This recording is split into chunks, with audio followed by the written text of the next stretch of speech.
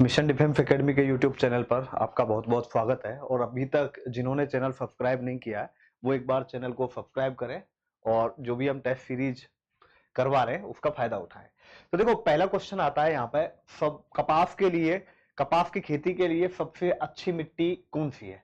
देखो ध्यान रखना, जो सबसे अच्छी, यदि यही पूछा जाए कि सबसे अच्छी मिट्टी कौन सी है, तो सबसे अच्छी मिट्टी होती है बेटा आपकी जलोढ़ मिट्टी, जो कि जो नदी वगैरह होती हैं उनके किनारे पर पाई जाती है। जो उपजाऊ जमीन है उसको वो, उपजाऊ मिट्टी है उसको वो ले आती है। तो जलोढ़ मिट्टी ध्यान रखना सबसे अधिक उपजाऊ है, जो कि नदियों के किनारे मानी जाती है।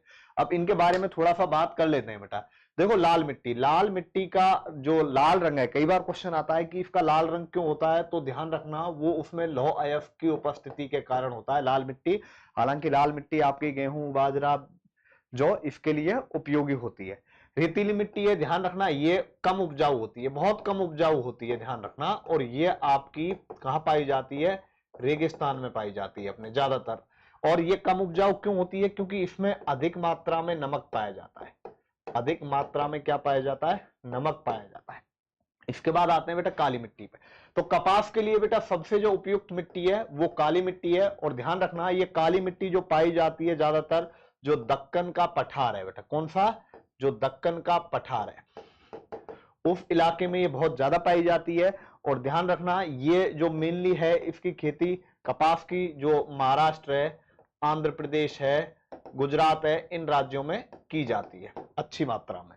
तो और काली मिट्टी, ध्यान रखना काली मिट्टी में ही ये नमी को सबसे अधिक टाइम तक फूकती है, सबसे अधिक समय तक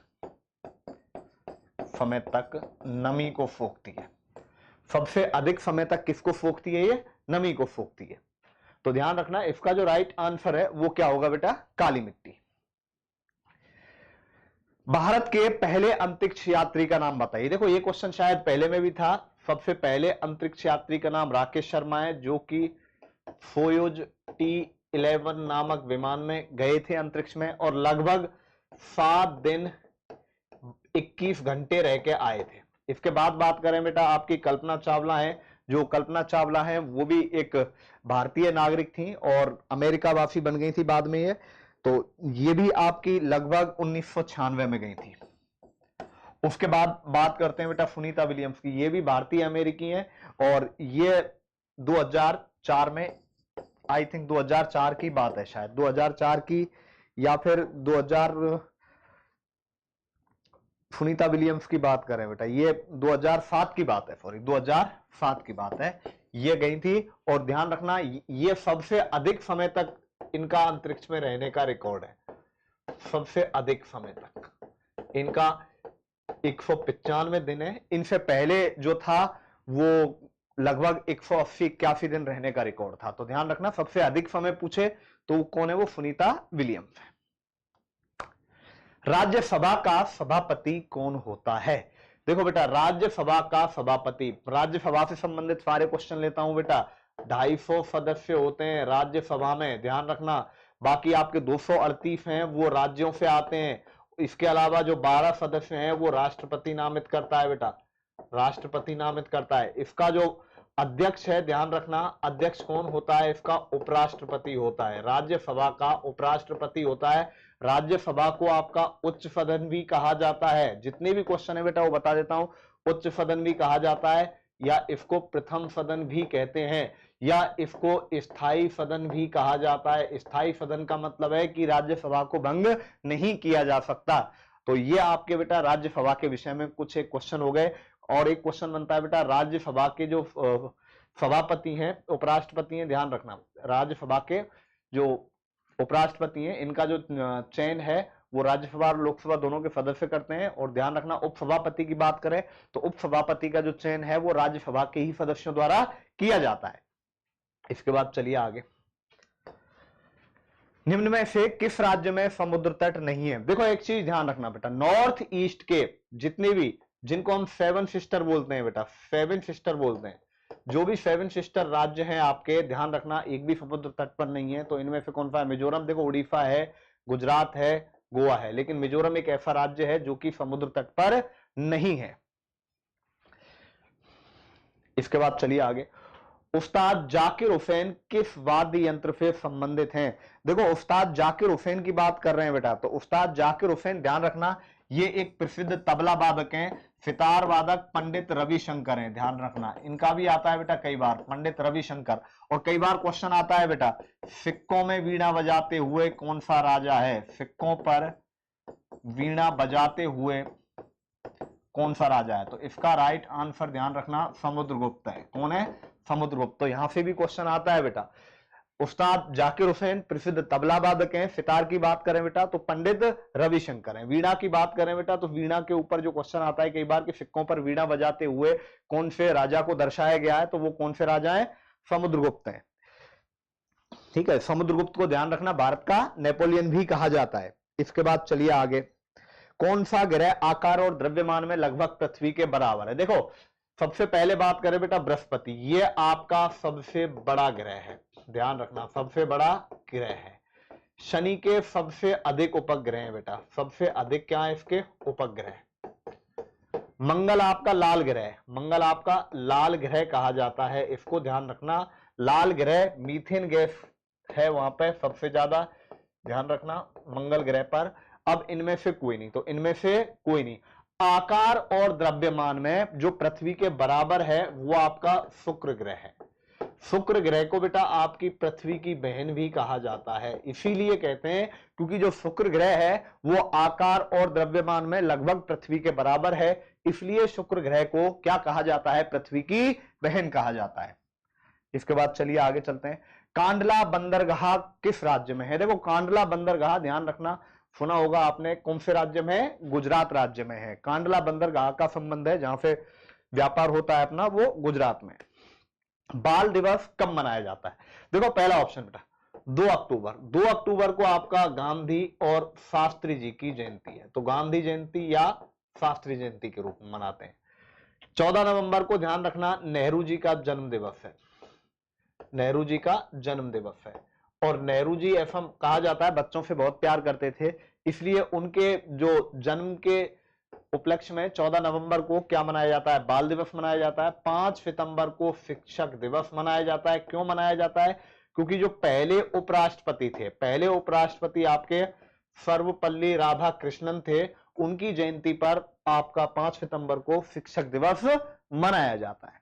इसके बाद चलिए आगे चलते हैं, राज्यसभा का सदस्य बनने के लिए न्यूनतम आयु कितनी है? देखो राज्यसभा की बात करें बेटा, लोकसभा का सदस्य बनने के लिए तो न्यूनतम आयु, देखो राज्यसभा और लोकसभा की बात करते हैं बेटा, लोकसभा राज्यसभा का सदस्य बनने के लिए न्यूनतम आयु कितनी है? 30 वर्ष। और उसकी बात करें बेटा आपकी लोकसभा की, तो लोकसभा के लिए न्यूनतम आयु कितनी है? 25 वर्ष है, ध्यान रखना। तो क्वेश्चन पूछा गया है आपसे कि राज्यसभा का सदस्य बनने के लिए न्यूनतम आयु कितनी है, तो इसका आंसर क्या होगा बेटा बताओ? राज्यसभा का सदस्य बनने के लिए न्यूनतम आयु कितनी है? ठीक है, तो इसका जो राइट आंसर है वो उसका कितना आएगा आपके पास? 30 साल आ जाएगा बेटा। इसके बाद चलिए आगे चलते हैं,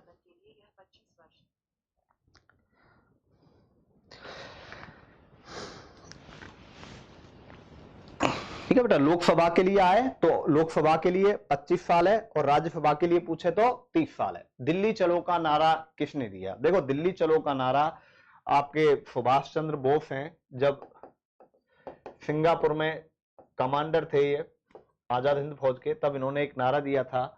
क्या नारा दिया था सुभाष चंद्र बोस ने? कि दिल्ली चलो। और उसके बाद इन्होंने जापानी सेना के साथ मिलकर जो अपना नॉर्थ ईस्ट वाला है, मिजोरम नागालैंड वाला जो भाग है नॉर्थ ईस्ट में, लगभग अंग्रेजी सेना को बहुत बुरी तरीके से खदेड़ दिया था।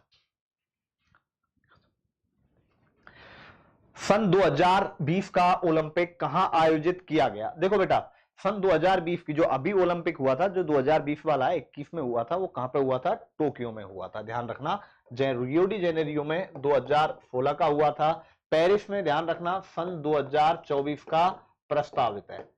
ये भी पूछा जाता है, एक आगे का याद रखो, एक पीछे का याद रखो, और जो वर्तमान में हुआ है उसको याद रखो आप। इसके बाद चलिए आगे चलते हैं, श्रीनगर शहर किस नदी के किनारे? देखो बेटा आपसे पूछा जाए श्रीनगर शहर किस नदी के किनारे, तो श्रीनगर शहर ध्यान रखना झेलम के किनारे। एक श्रीनगर और है बेटा, आपको ऑप्शन में यही नहीं मिला, श्रीनगर है, ध्यान रखना, एक उत्तराखंड में। कहां पे? उत्तराखंड में हो रहा है बेटा, एक उत्तराखंड में। वो आए, कई बार क्वेश्चन आ जाए श्रीनगर किस नदी के किनारे पर स्थित है, और मान लो झेलम ऑप्शन में नहीं आया है, तब क्या करोगे भाई? तो एक श्रीनगर और है बेटा, वो उत्तराखंड में, वो ध्यान रखना अलकनंदा नदी के किनारे पर है। कहां पर है? अलकनंदा नदी के किनारे पर है। तो ये दोनों क्वेश्चन है, ध्यान रखना है इनका। इराक की मुद्रा है, देखो यहां पर आपके पास दिए गए कि इनमें से बताना है आपको कि इराक की मुद्रा क्या है। देखो रियाल की बात करें बेटा, रियाल आपकी ओमान की मुद्रा है, और ध्यान रखना रियाल है जो ओमान की मुद्रा है, ये तीसरे नंबर की पावरफुल मुद्रा है। इसके बाद बात करें बेटा दीनार, दीनार आपकी इराक की मुद्रा है, तो इसका राइट आंसर क्या हो गया? दीनार। अब बात करते हैं बेटा, एक जो लास्ट ऑप्शन दे रखा है इसमें क्यात, क्यात ध्यान रखना म्यांमार की है, म्यांमार की मुद्रा है। इसके बाद चलिए आगे, नेहरू कप किस खेल से संबंधित है? देखो मैंने आपको बताया बेटा, ज्यादातर जो कप है, नेहरू कप, डेविस कप और ये संतोष ट्रॉफी, ये जितने भी हैं बेटा ज्यादातर किससे? फुटबॉल से। रणजी ट्रॉफी, ईरानी ट्रॉफी, ये सब किससे संबंधित है? क्रिकेट से संबंधित है। भारत में पहली भूमिगत मेट्रो ट्रेन कब शुरू की गई? देखो बात करें बेटा यहां पर कोलकाता, देखो कोलकाता में जो मेट्रो ट्रेन है वो 1984 में शुरू की गई, दिल्ली में 2002 में शुरू की गई, मुंबई में 2014 में शुरू की गई। तो सबसे पहले कहां पर शुरू की गई है? तो सबसे पहले ध्यान रखना, जो मेट्रो ट्रेन है वो कहां पर शुरू की गई है? कोलकाता शहर में शुरू की गई है। इसके बाद चलिए आगे चलते हैं। निम्नलिखित पदार्थों में से कौन सा पदार्थ बिजली का स्वचालक नहीं है? देखो प्लेटिनम, स्टेनलेस स्टील, ये स्टील दोनों ही है बेटा। लकड़ी आपको पता है जो सूखी लकड़ी है वो विद्युत का चालक नहीं है। सामान्यतः मनुष्य का रक्तचाप, देखो सामान्यतः मनुष्य का रक्तचाप कितना होता है? ध्यान रखना 120 और 80 के बीच में होता है। 80 से 120 के बीच में जो अपना ब्लड प्रेशर है वो नॉर्मली होता है। स्कर्वी किस विटामिन की कमी से होता है? देखो विटामिन ए की कमी से क्या होता है बताओ बेटा? रतौंधी, पहले ही बताया था। विटामिन सी की कमी से स्कर्वी, और विटामिन डी की कमी से रिकेट्स, पहले भी बता चुका हूं, कई बार आया है क्वेश्चन, और इसकी कमी से बेरी बेरी। तो ध्यान रखना आपको विटामिन की कमी से और विटामिन ई की कमी से बेटा आपकी नपुंसकता होती है, ध्यान रखना नपुंसकता, ठीक है। और विटामिन ई आपका कहां पे पाया जाता है? ज्यादातर सफेद मूंगफली में। इसके बाद चलिए आगे,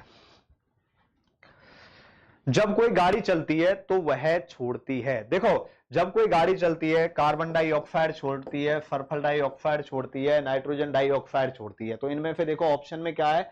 कार्बन डाइऑक्साइड है। ध्यान रखना जब जो भी व्हीकल चलते हैं वो आपके normally carbon dioxide, sulphur dioxide, nitrogen dioxide इस तरीके की गैसें छोड़ते हैं। मेटामॉर्फिज्म द्वारा कोयला किस रूप में बदला जाता है? देखो मेटामॉर्फिज्म का मतलब है आपकी जो रूपांतरण विधि है। अब एक बात बताओ बेटा, कोयला, कोयला कार्बन का अपर रूप है, तो भाई कार्बन को किस में बदला जा सकता है? सोने में ही बदला, सोने में नहीं बदला जा सकता, प्लेटिनम में भी नहीं, हीरा में भी, क्योंकि हीरा आपका कार्बन का अपर रूप है। तो ध्यान रखना मेटामॉर्फिज्म का मतलब है रूपांतरण, तो मतलब कोयले को किस रूप में बदला जा सकता है? तो बेटा सोने में भी नहीं, प्लेटिनम में भी नहीं, तो इसका आंसर क्या होगा? हीरा, क्योंकि कोयला और हीरा दोनों ही कार्बन के भाग हैं। इसके बाद चलिए आगे चलते हैं। लोहे पर जंग लगना एक रासायनिक परिवर्तन है। देखो ये दो परिवर्तन है हमारे पास, हमें इनको ध्यान रखना है, एक भौतिक परिवर्तन और एक रासायनिक परिवर्तन। देखो भौतिक परिवर्तन में क्या है? मान लो कोई चीज ए है वो बी बन जाएगी और वापस से बी से ए बन जाएगा। रासायनिक की बात करें बेटा, रासायनिक परिवर्तन में ए से बी बन जाएगा लेकिन बी से ए नहीं बनेगा। जैसे मैं बात करूं बेटा बर्फ का जमना, पानी का जमना, पानी से बर्फ का बनना। देखो पानी से बर्फ तो बन जाएगी और बर्फ से भी पानी वापस बन जाएगा, ठीक है।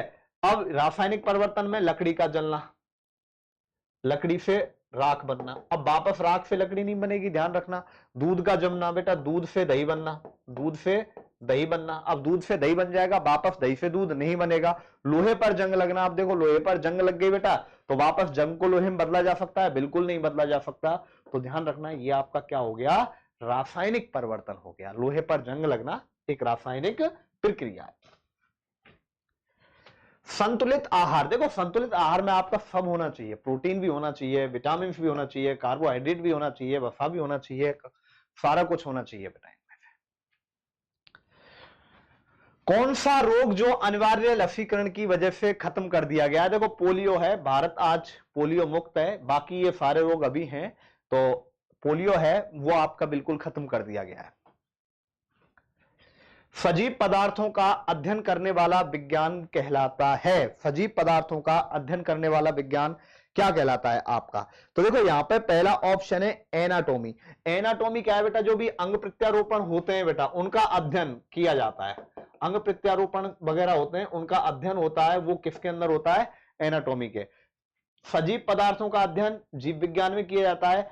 एस्ट्रोलॉजी बेटा, आपका एस्ट्रोलॉजी क्या है बेटा? जो दार्शनिक वगैरह होते हैं, जो भी खगोलीय ग्रहों के आधार पर आपकी स्थिति बताते हैं कि भाई तुम्हारी कुंडली में ये है वो है, जो भी ज्योतिष शास्त्र होती है बेटा, तो वो एस्ट्रोलॉजी में आता है, ध्यान रखना, ठीक है, ज्योतिष शास्त्र। तो आपसे क्वेश्चन क्या पूछा गया है सजीव पदार्थों का, तो ये कहां पे आता है बेटा? जीव विज्ञान में आता है, ठीक है। बॉटनी।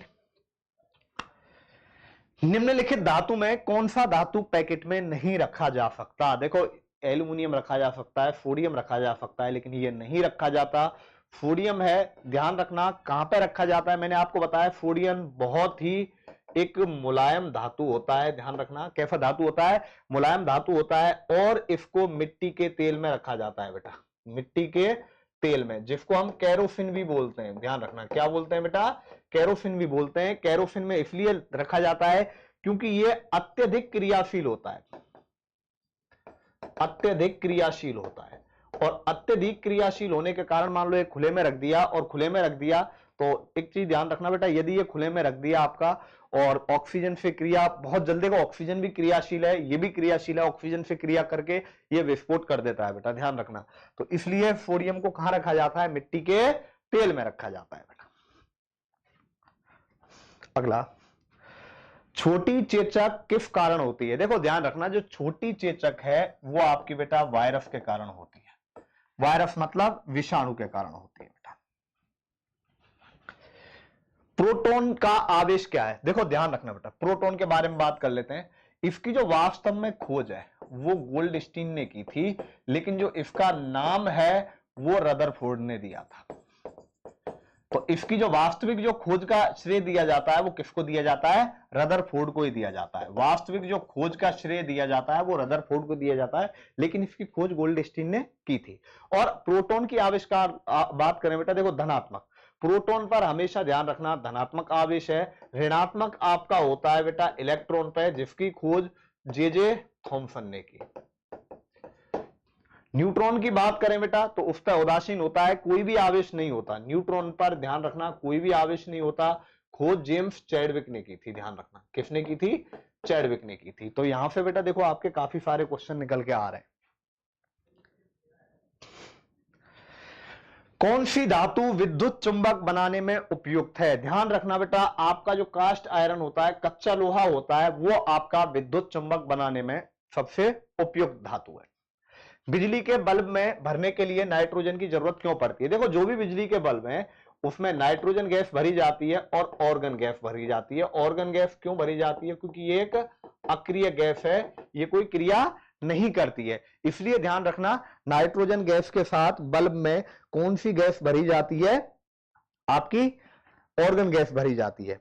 अब देखो इसमें क्या कहता है कि नाइट्रोजन गैस क्यों भर रहे हैं? देखो नाइट्रोजन गैस इसलिए भर रहे हैं क्योंकि जो बल्ब का वो है तंतु वो टंगस्टन का होता है, और जो नाइट्रोजन गैस है कोई भी ऑक्सीकरण की क्रिया वहां नहीं होने देती है। जब कोई ऑक्सीकरण की क्रिया नहीं होगी तो अपना जो तंतु है वो खराब नहीं होगा, उससे क्या है उसकी बेटा एक तरीके से मैं कहूं वैलिडिटी बढ़ जाएगी, उसका जो वो है ज्यादा समय तक चलेगा। तो ध्यान रखना ये बल्ब को अधिक बिल्कुल इनमें से कोई भी नहीं है, ठीक है, क्योंकि जो उसका जो वास्तविक उपयोग किया जाता है फिलामेंट जो होता है, फिलामेंट की आयु बढ़ाने के लिए, फिलामेंट की आयु बढ़ाने के लिए। कैसे बढ़ाता है बेटा? क्योंकि ये ऑक्सीकरण की क्रिया नहीं होने देता है वहां पे।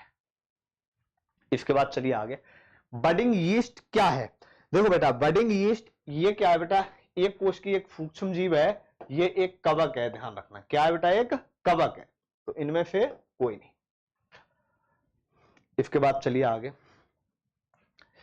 एक फौज के 6% सैनिक लड़ाई में जख्मी हुए।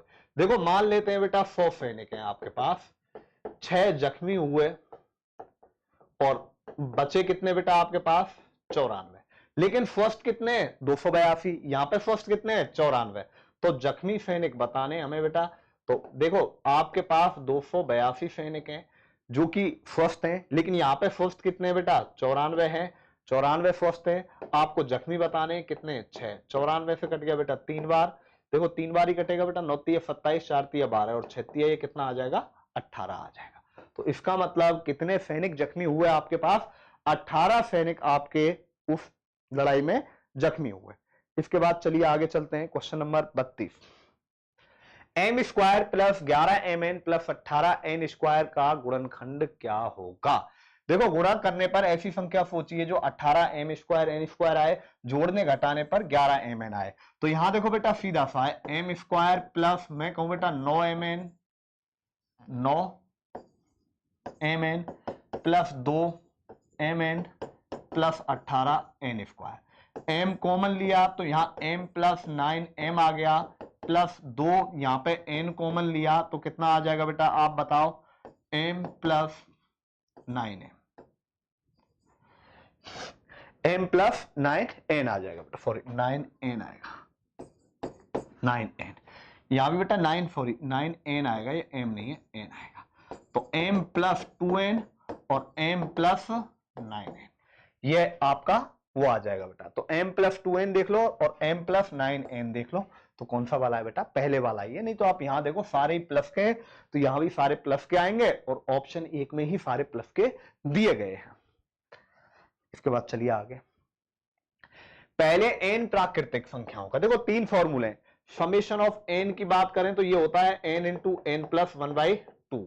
इसके बाद करें बेटा समेशन ऑफ एन स्क्वायर तो ये होता है n into n plus 1 into 2n plus 1/6। n वर्ग संख्याओं का योगफल ये होता है। तो इसमें कौन सा ऑप्शन सही है, n into n plus 1 into 2n plus 1। एक फॉर्मूला और है बेटा समेशन ऑफ n क्यू, ये होता है n इंटू एन प्लस 1/2 का होल स्क्वायर। देखो यही होगा सेम टू सेम, लेकिन इसका क्या हो जाएगा स्क्वायर हो जाएगा, ध्यान रखना। Sign theta plus cos theta का अधिकतम मान, देखो बेटा इसका अधिकतम मान मैक्सिमम वैल्यू पूछी है, ध्यान रखना। तो देखो कहीं भी आ जाए A sine theta plus B cos theta, तो इसका बेटा अधिकतम मान की बात करें, अधिकतम और न्यूनतम, देखो इसका जो मान होगा वो आपका होगा plus minus under root of a square plus b square. ध्यान रखना ये होगा ए और बी का स्क्वायर हो जाएगा बेटा प्लस में। तो इसके अधिकतम की बात करें बेटा तो अधिकतम में आ जाएगा आपका plus under root of a square plus b square. यदि आपसे कहे बेटा न्यूनतम तो न्यूनतम आ जाएगा माइनस का चिन्ह आ जाएगा ए स्क्वायर प्लस बी स्क्वायर। तो अब देखो अधिकतम मान ये हो गया और ये आपका कौन सा मान हो गया बेटा न्यूनतम मान हो गया। तो ए का मान देखो यहाँ पे क्या है 1 और बी का मान भी 1 है, 1 का स्क्वायर प्लस 1 का स्क्वायर अंडर रूट 1 का स्क्वायर और 1 का स्क्वायर 2, तो अंडर रूट 2 आ गया। अंडर रूट 2 का मान ध्यान रखना ऑप्शन में ऐसा भी आ सकता है 1.414। तो ये आपका पूरा मान हो जाता बेटा। इसके बाद चलिए आगे, यदि डी किसी समचतुर्भुज का विकर्ण है तो उसका क्षेत्रफल होगा। बेटा ये डी समचतुर्भुज का विकर्ण एक ही है बेटा डी, दोनों विकर्ण की बात कर रहे हैं हम, तो दोनों विकर्ण होंगे D1 और D2। तो इसका जो क्षेत्रफल होता है 1/2 D1 गुणा D2, 1/2 में विकर्णों का गुणनफल। तो ये इसका क्या होता है बेटा क्षेत्रफल होता है, ध्यान रखना। इसके बाद चलिए अगला क्वेश्चन, क्वेश्चन नंबर 36।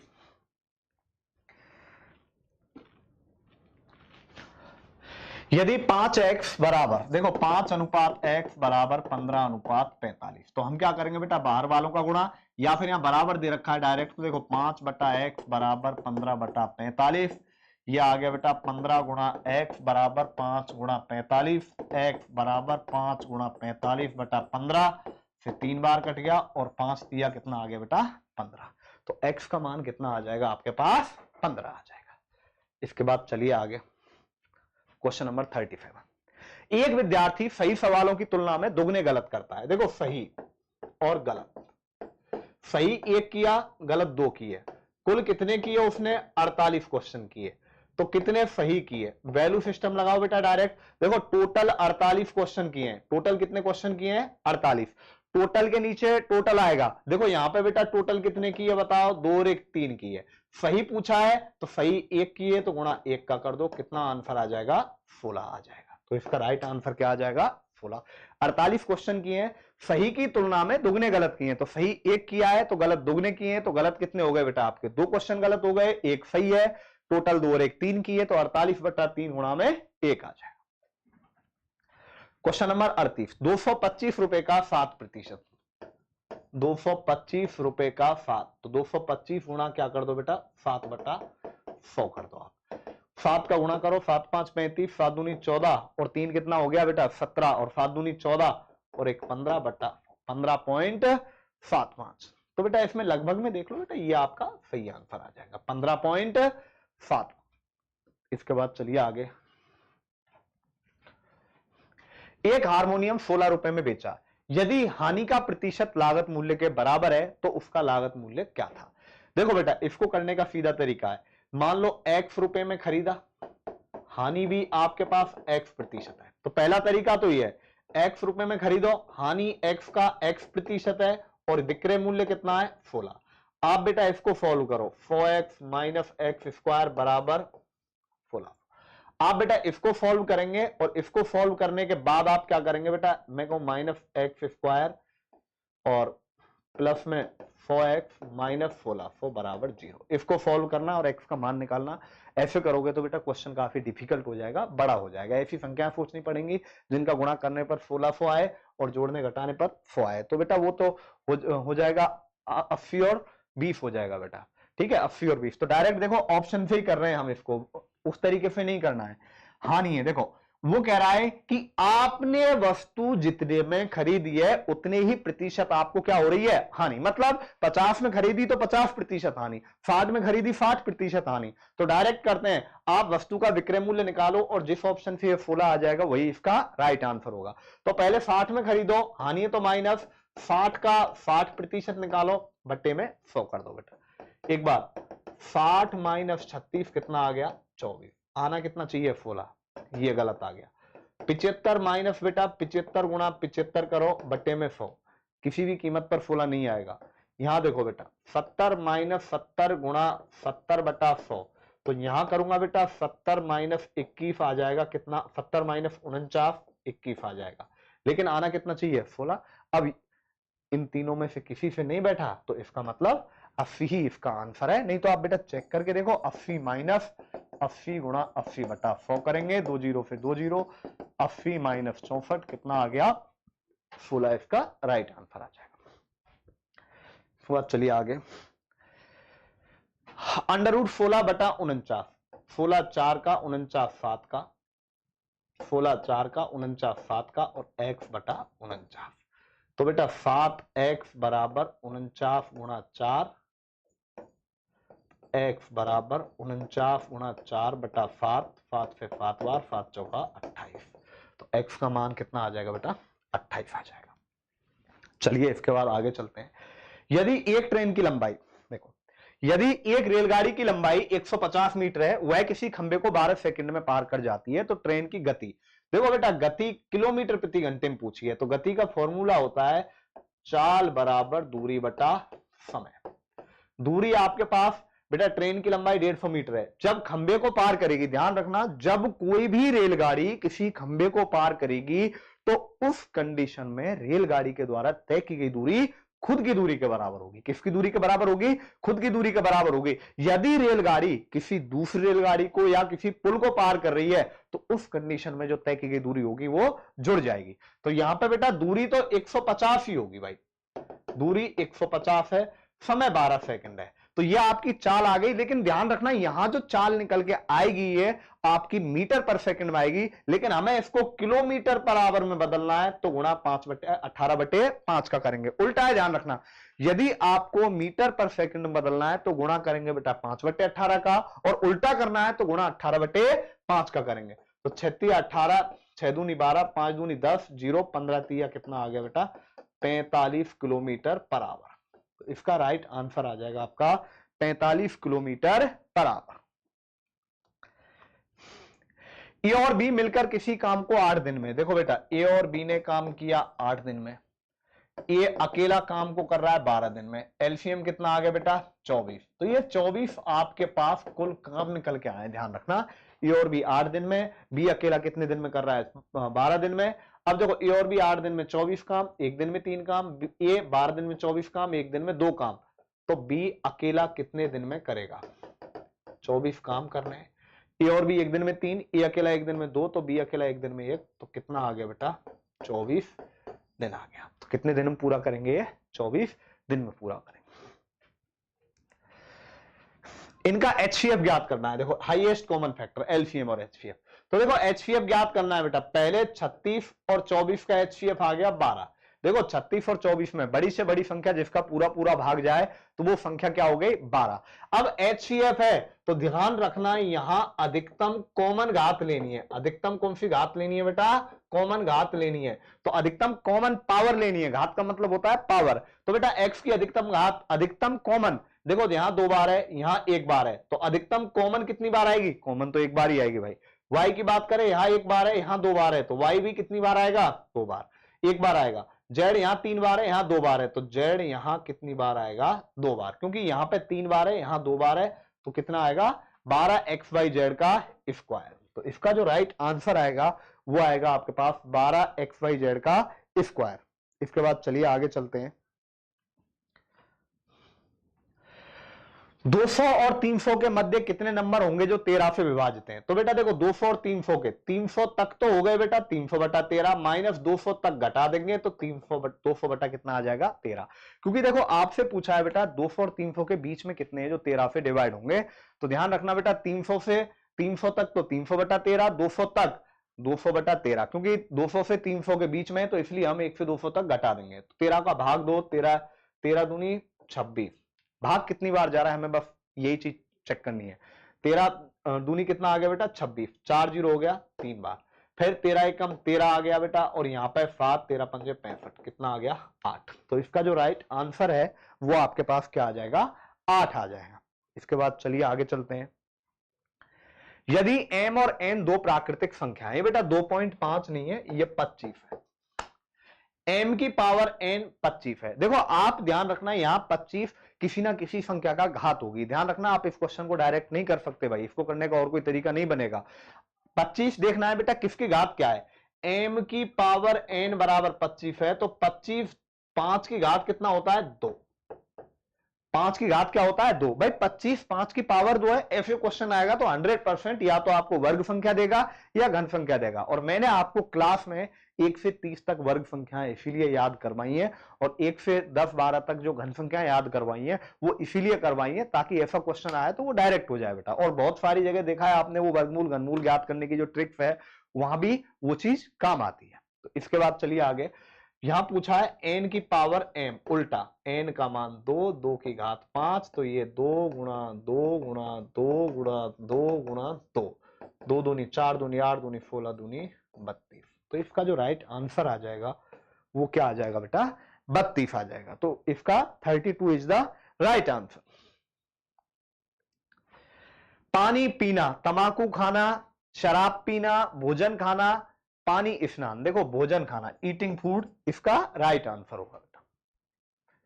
इसके बाद चलिए, यदि स्वीप के लिए ये लिखा जा रहा है बेटा एफ के लिए 3, डब्ल्यू के लिए 2, ई के लिए 2, ई के लिए 2 और पी के लिए 8।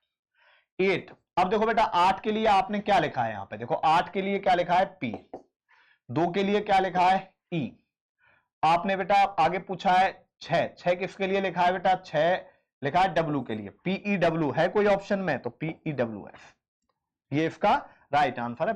आप देख लो बेटा एफ के लिए 3 लिखा है तो पीई डब्ल्यू एफ इसका राइट आंसर हो जाएगा। अब देखो इसमें पूछा है, एक फोटो की ओर इशारा करते हुए औरत ने कहा उसके भाई का पिता, एक कोई भी फोटो में व्यक्ति है तो उसके भाई का पिता, देखो